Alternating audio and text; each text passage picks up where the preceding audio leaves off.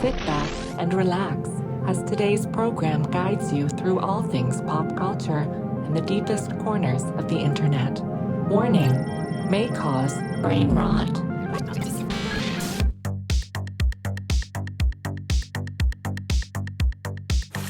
Hello, Brain Rotters, and welcome back to episode 2 of season 2 of my podcast, Brain Rot. I'm so excited to be back here with you guys. It's been a soft intro to fall. The weather here is still so hot. And more importantly, I have so many topics that I want to get into today to chat with you guys about, both very geopolitically and also personally, and a little bit of drama I want to tap into. So I'm just going to give you guys a quick little itinerary of what we will be discussing today, because I think that it's important that you guys know what we're in for. And then I'm going to try to put the chapters down below too, if there's specific topics that you're interested in. And as always, if you are listening to this podcast because you are driving or you're trying to fall asleep or anything of the above, we are available on all podcast platforms. Apple Podcasts, Spotify, Amazon, everything. So everything is linked below, and please hit that thumbs up button, comment, give us a rating on one of the listening platforms. It helps me out as a creator, and thank you to everyone who's been following along and helping me with this podcast. So we're going to get into a few different topics today. I want to talk a little bit about the whole Charlie Kirk situation that's been unfolding, and the trans obsession around that as well. I want to talk a little bit about the beef between J.K. Rowling and Emma Watson and some of the stuff that's been said in the press recently. Also, we're going to talk a little bit about Cardi B and Nicki Minaj. This just dropped literally today from what I was seeing. And then I also want to talk about shady men who flake, why they might do it, situations that have happened to me, and stuff like that. On top of that, I also want to talk about finding value in life 10 years into your transition and letting go of unobtainable dreams so that you can focus on the here and now and the future that is to come. So let's get into it, you guys. I hope you've been doing well. I hope you've been taking care of yourself. I'm kind of going through this like self-care renewal journey where I am shedding and letting go of some of my negative habits or some of the habits that I use to cope with certain situations. I find if I'm going through a hard time, whether it's with relationships or with self-respect, and just valuing myself and stuff like that, I tend to distract myself. Escapism is like my favorite way to avoid my problems and my issues. Maybe you're having like a medical issue that you like want to get seen by a doctor, but you're just struggling to find the right resources. And so for me, I tend to either watch TV shows or, start vaping or going out to party and distract myself from some of the long-term goals and things that I've wanted to accomplish for a while, because I might have imposter syndrome and think I'm not capable of doing that, and my recent one that I'm trying to kick the bad habit of is video game addiction. And my closest friends know, my sister knows, it is just a problem. It's specifically with Marvel Rivals, and I'm trying to have it in moderation, but I don't know. We're going to see where this journey takes me. But if you know me, I've been streaming on Twitch for a little while, and I've just been having this compulsion to keep queuing into new matches in this game and keep playing for hours and hours, because I don't want to deal with my issues. I don't want to deal with, things in my life that are causing me a bit of anxiety and stuff. And this is just a simple way I can tap out of reality and just enter Marvel Rivals, be a superhero, fight, and maybe have some voice battles and comms. And I don't know, it hasn't been 100% a great journey with that, because life is all about moderation.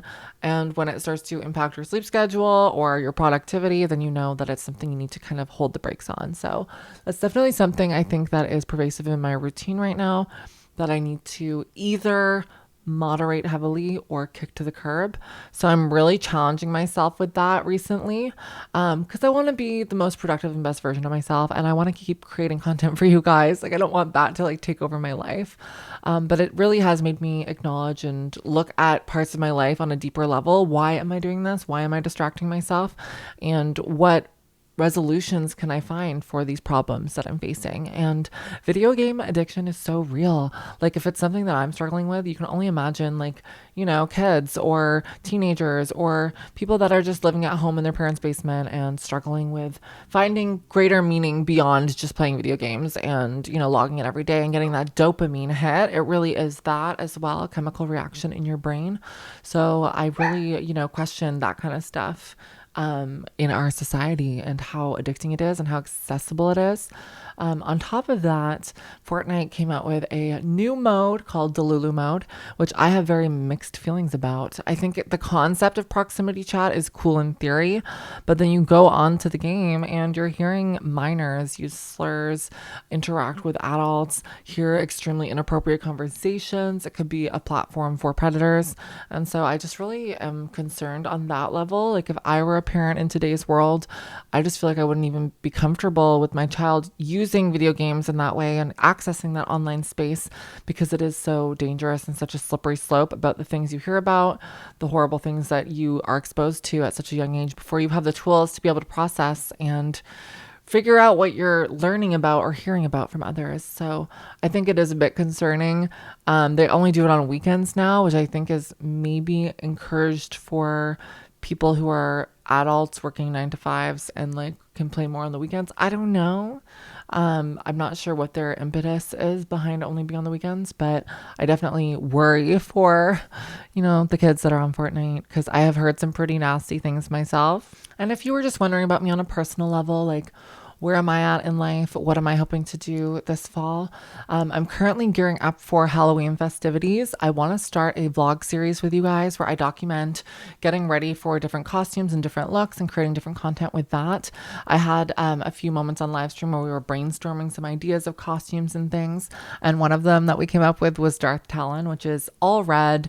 She has Leku ears. She's from, she's a Twi'lek. Is that what they're called? It almost sounds like Twilight from Star Wars. And she is a Sith Lord, I guess. And so it will be fun to try to put together that look, get the red paint. It's going to be such an insane challenge that I'm kind of fearful for it, but I don't know. I'm kind of up to the challenge. So we'll see how that goes. And then I have a few other costumes lined up that I want to do as well. So that's something that I want to do with you guys in the fall going forward. And I also just want to get into my comedic roots a little bit more and do some reels and TikToks and stuff. I think that would be fun. And obviously get some guests here on my couch. I'm going to get a second microphone and start having people over, and I think it'll be really fun. I think we had such great success in the past when we had guests like, my sister, my friend Lauren, when we had Adia. That was probably my most popular episode. And I think it's just fun to see people kikiing, getting along, and just, chatting and shooting the shit. So that's definitely on my agenda coming forward. But now let's dive into some of the harder hitting topics that are happening right now in the world. So a few weeks ago, like at the beginning of September, like September 10th, I think is the day, Charlie Kirk was assassinated, and he is a far right evangelical Christian, like speaker, podcaster, social media personality. And he's someone that would go on different platforms like Jubilee and his own platform, Turning Point, and basically debate people on his beliefs. And a lot of his beliefs were centered around the traditional nuclear family and Christian ideals, and were very negative towards minority communities and towards anyone that basically wasn't this like picturesque white picket fence couple. And I think it was very toxic. I actually knew who he was before this happened.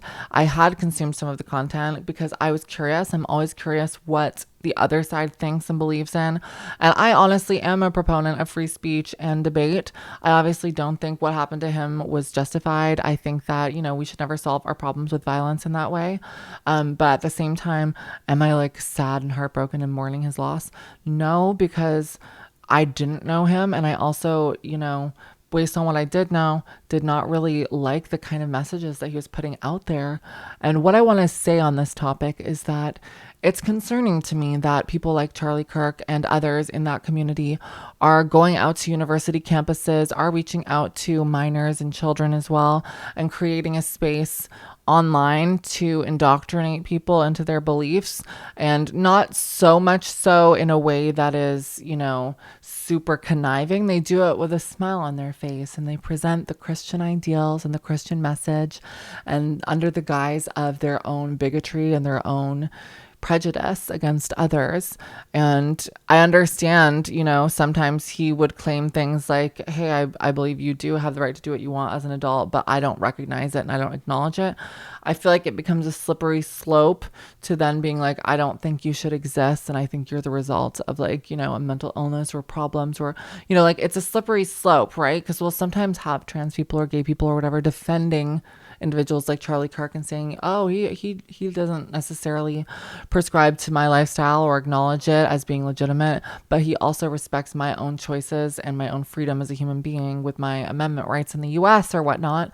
But the slippery slope then becomes, okay, would he actually protect your right to be yourself?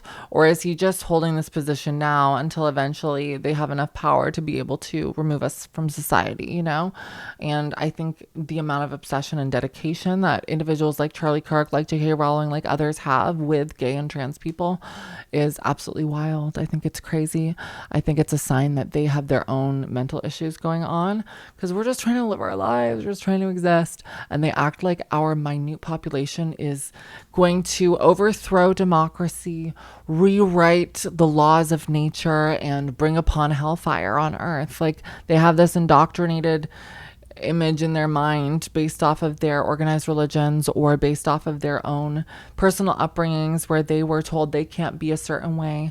And let's just say it, there's a reason why Grindr apps crash around Republican events or Charlie Kirk's funeral. There's a lot of repression in that community as well. As a trans woman myself, I will say, I've never had more interest in me than from conservative men. I'm just going to be honest. Like, some of my long-term relationships ended up being with men who I would discover were conservative, and they would have this dichotomy of both being deeply and madly in love with me while also, campaigning against my rights as a human being, and having that cognitive dissonance to not realize the things you're doing are harming the people you love. And so I definitely think there's a lot of repression there, and any kind of obsession with any demographic of people, we have to dig a little bit deeper, right? It's not cute. And there's this obsession in the media. It's funny because I started my transition in 2014, 2015, and it was such a new world. And I felt a lot of people for the first time were experiencing what it was like to get to know a trans person online through me and my content. And a lot of people had like the mindset of, oh my goodness, I had no clue. Like, thank you for showing me a different perspective on this topic and for sharing your experience with me. Obviously, I always had haters on some level. But now it's become this thing that is oversaturated in the news, in media, in everything, to where people feel like they can form an opinion, and a negative opinion, based on some extreme content they see online, whether it's like the Lily Tinos of the world or the It's Ma'am in GameStop, or, whatever extreme examples that become a meme and create a joke out of trans people. They feel that they can create a perspective on that and, clown the entire community and be very hateful, when in reality they actually don't have someone in their life that's trans, and they are just joining in on the punching bag meme culture. And so I think it's very telling when you have a case like with Charlie Kirk, and they're trying to transmogrify the killer or the bullets or the killer's partner, or they're trying to attach it in some way to a far left-wing ideology or to trans people to try to scapegoat us. Like, that is just so telling, and I think it's absolutely bizarre. And even if there is micro incidents of people in our community committing violence, we all know that one person does not represent an entire demographic of people. And so this witch hunt really needs to stop. And I really hope that, the people who have supported us in the past will continue to support us in the future and not allow, this right wing Christian, religious, whatever ideology to permeate their mind with hatred. Another juicy drama topic relating to trans stuff as well is J.K. Rowling versus Emma Watson. That's what I'm calling it. Emma Watson really recently did an interview where she commended J.K. Rowling's role in her upbringing and her childhood and her pathway to stardom. And she said that she'll always have a special place in her heart, as she hopes that J.K. Rowling will also have a special place in her heart for Emma Watson because of, the decades that they've spent together and the journey that they went on together and just the magic of Harry Potter and whatnot. And I think that that's not a very crazy thing to say. Some people are saying like, wow, I can't believe Emma Watson would even say that. Anyone who's anti-trans should just be, marked across the boards as evil and not be given any grace. But I could see the reality of the situation. We have complex lives. We have complex relationships. And sometimes we look back and we say, hey, this person was a really important part of my life and I did very much value them and they gave me so much and helped me shape into the person that I am today. And you can look back on those memories and hold that fondness in your heart. It's not a black and white situation. You're not just painting someone as the devil and erasing everything that you went through with them. You can have both sides of the coin and say, hey, I don't really appreciate or like this person's viewpoints or the things they stand for now, but I did have a special place in my heart for this person back when we were working together and living together and creating art together. And I can understand that, right? So I don't hold, Emma Watson in some negative regard because she looks back on those memories fondly. Hey, I look back on those memories fondly. I loved J.K. Rowling. It's so ironic because I was in 6th grade and I wrote my speech for school. We used to do speaking contests, and I performed my speech in front of hundreds of people on J.K. Rowling and how she came up with Harry Potter and how she overcame poverty and adversity and, created this legacy. And that was so important to me. I was in grade 6 and I was dedicating this speech towards her, and look how she turned around and stabbed me in the back. Evil. But I'll never let that go. I will never let that go. And so J.K. Rowling's response is actually quite insane. It's wild because what Emma Watson was doing is extending an olive branch and being kind, even though she has no reason to be. And J.K. Rowling has not, given her any kindness in return or trans people any kindness.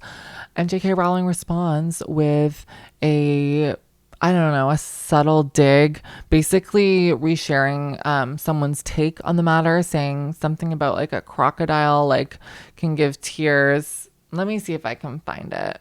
So J.K. Rowling responded after Harry Potter star Emma Watson recently spoke out about the complicated relationship in a candid interview with Jay Shetty.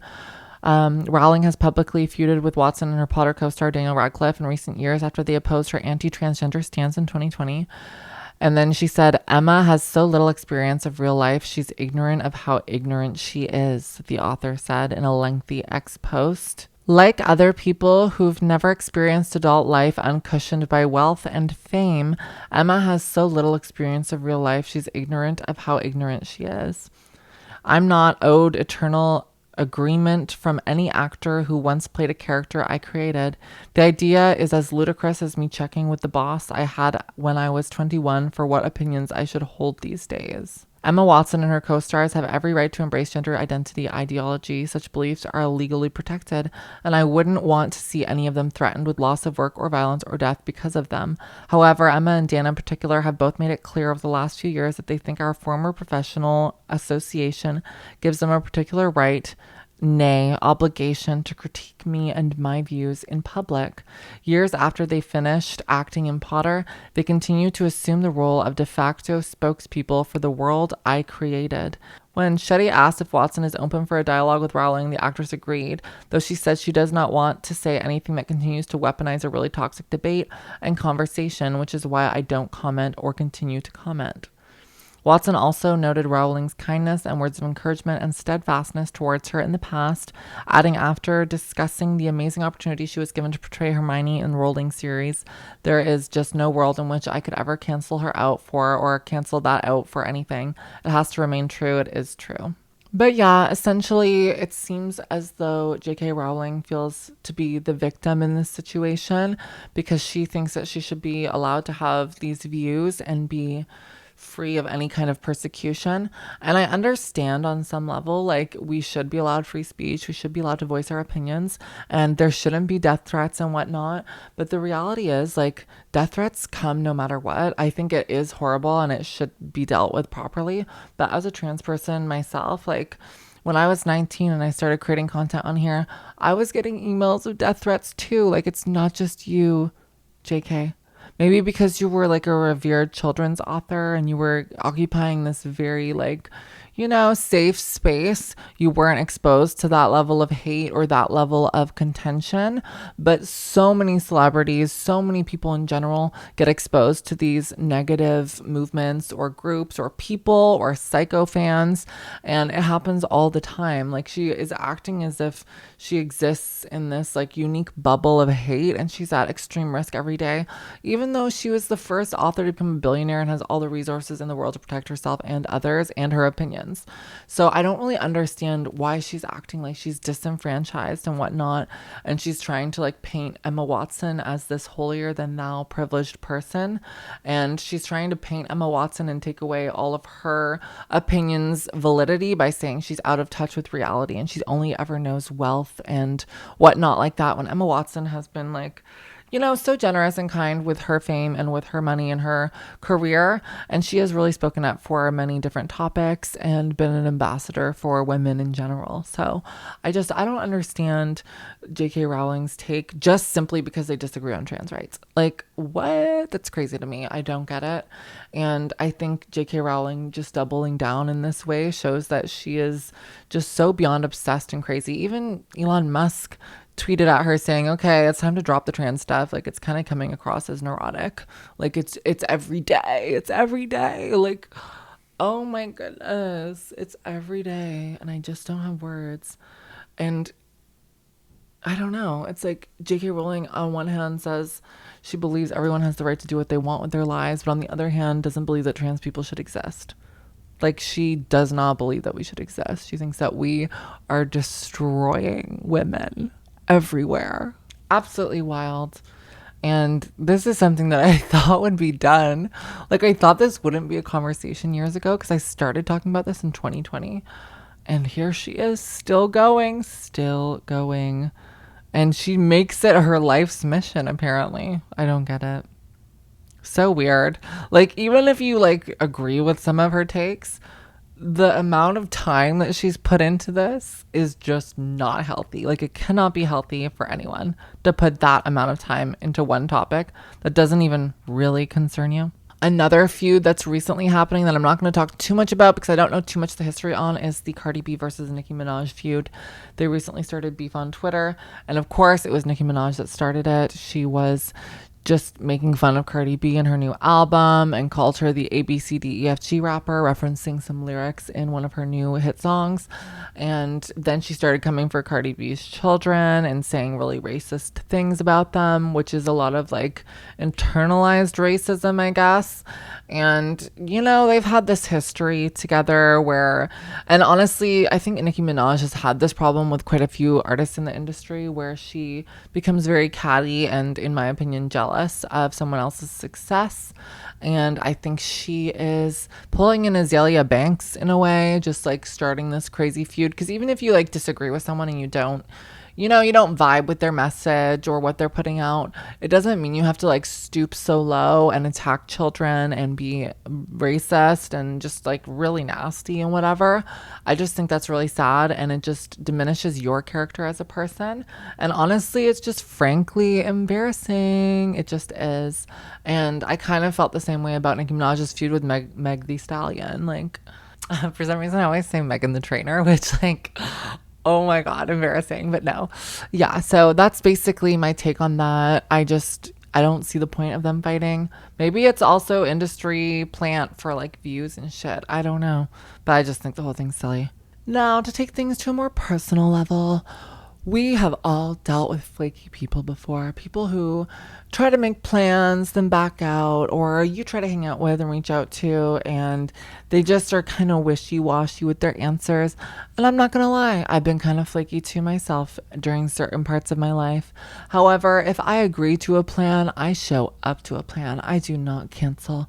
So I take it very seriously when people make plans and they don't follow through, especially when it comes to dating and when it comes to guys. Now, I've been on and off dating for the past little while, as you guys know, and I chronically overshare with you guys because a lot of us are going through the same shit, and I want you to know that you're not alone, and I have dealt with it all. So recently was the Toronto International Film Festival, and that has a special place in my heart because when I first came to Toronto in 2013, I was a little baby. I was going to my first year of university and film school, and TIFF was happening on my campus, and I got to see people like Daniel Radcliffe and Dakota Fanning and Jesse Eisenberg, who I took a selfie with, and I just thought it was such a magnificent film festival. I went and saw Jaws. It was a replay at the TIFF Bell Lightbox, and that was the first film I saw when I first moved to Toronto, and I thought this is so freaking cool. I'm obsessed with my life right now. And then I would further go on to get the TIFF Industry Conference Pass through my school with a discount and line up to rush tickets to see several different films each day because I was a filmmaker or like a student filmmaker and wanting to enter the industry and just having such an appreciation for the art on screen. And eventually I would have my short film for Nona Anna at TIFF as well. So full circle moment there. But regardless, so the backstory of this is TIFF, and TIFF is fun because there's so many different events that are happening. So I was going to a few different events. I got invited to a whiskey event and stuff like that. And I got to, just do a few things like that here and there. And sometimes they invite influencers to do stuff. And this guy slid into my DMs and followed me on Instagram. And he was kind of cute, not going to lie. Professional hockey player and just seemed to have things together.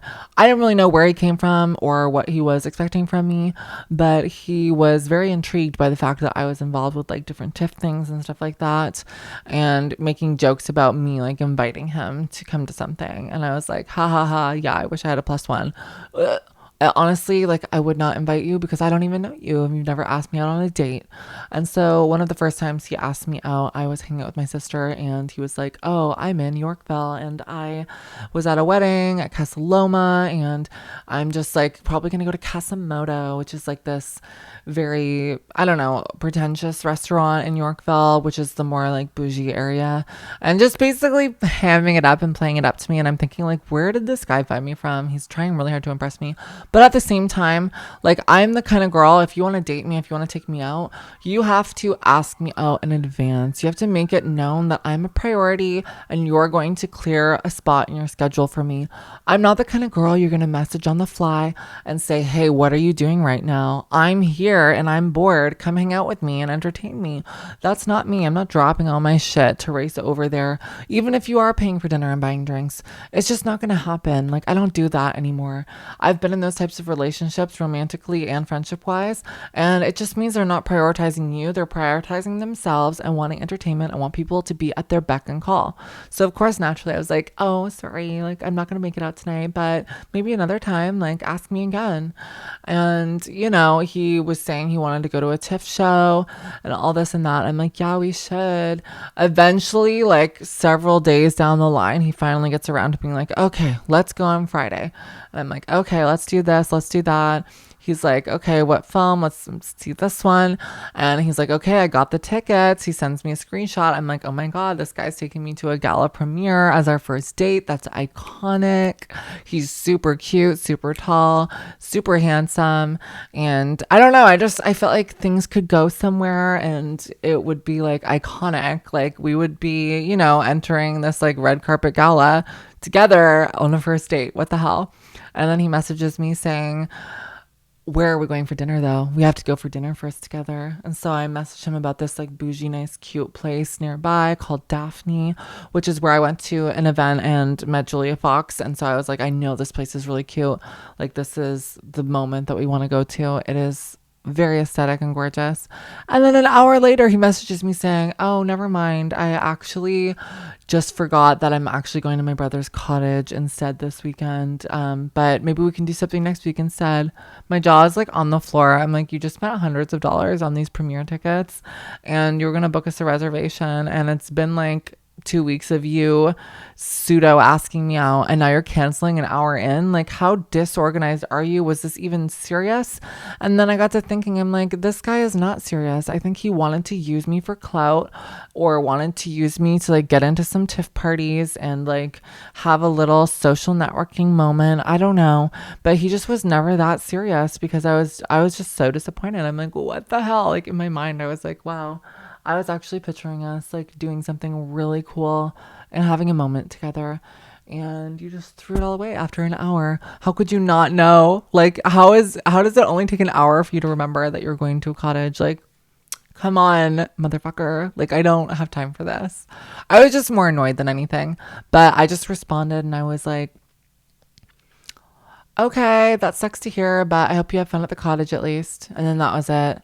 And he never messaged me again after that, never replied to anything, stopped liking my posts on Instagram, and eventually just unfollowed me like a week or two later. So I unfollowed him back, and I'm just like, wow, like, what was that? What was that? Like, what a waste of, both of our time, but obviously, like, what a flaky, weird man. Like, so bizarre. Like, you come out of nowhere, you start this thing, and then you just disappear. Makes no sense to me. And I definitely feel like he was just trying to use me, in my opinion. And that's like one of the few rare times where I feel like someone's actually trying to use you, especially like when it comes to like the influencer community and whatnot. So just disappointing, And I don't know. I do get invited to a bunch of events and stuff, and I think it would be cool to one day have a partner come with me and not just my sister. But until I actually meet someone who's serious and is a genuine person, I am not taking no random on a +1. Sorry, not gonna happen. And it's not the first time a guy has alluded to wanting me to take him places, but it also probably won't be the last. In the spirit of letting go of that red carpet premiere first date moment, I also wanted to talk lastly about letting go of unobtainable goals. I think in life we put a lot of pressure on ourselves, and I think coming from an impoverished background with tons of younger siblings and a single mom, I felt like my only pathway to happiness in life was to perform and achieve and succeed. And I set way too many goals for myself. I wanted to be super, super young and super successful and just be on top of the world and be the best version of myself that I could be always. And that amount of pressure just kind of like broke me over the years. And even though I was able to star in a feature film by the age of 25 and do so many things that are just so wild and like a lot of people wouldn't have the privilege to have done, I still was looking at myself and being like, wow, like I really haven't done enough. I'm not successful enough. I'm not, achieving my dreams, my goals. And I kind of allowed that to snowball over the past few years and really prevent me from accomplishments. So my takeaway from today's episode for myself and for you guys as well is to let go of these crazy ideas that we have. I need to have children by this age. I need to be married by this age. I need to have all this money and all this success. People are always discovering themselves. Just because you're getting older doesn't mean that you are not living in the moment and the main character of your own life, Just because you don't see people all the time represented on the media or in movies or TV shows who are your age doing what you're doing and all that stuff does not mean that you are not the main character of your story and that you don't have so much more life to live. We all have challenges and obstacles. We're all working through life at different paces, and success isn't linear. You might have moments where you're on top of the world, and then you might have several years where you feel like a failure. And so I think allowing yourself to settle in that and know that you are not just on an upwards hill trajectory will allow you to focus on the here and now and on the future rather than just worrying about the past and the time that you've wasted. And so that's my goal, and that is my goal going forward, and we are on the up and up. You better believe it. Thank you once again to all my amazing Brain Rot producers. You're amazing. You know who you are. Thank you to everyone who tunes in, comments, likes, and rates this podcast. It is my absolute pleasure to be with you guys. Stay tuned. We are on the up and up. up and let me know if you like the lighting situation. I tried to do something a little more editorial. We've got some green and some pink coming in. This looks a little purple in this setup, but you guys get the vibes. I think it's really fun. I want to make it even more dim or something and see how that looks. Maybe I'll just try this at the end and we can see how we like it, because there's this darker lighting I was almost going to shoot with, but I just felt like it was a little bit too dark, you know? But let me know what you guys think, and I'll see you for the next podcast episode. Happy brain rotting. Special thanks to Brain Rot producers.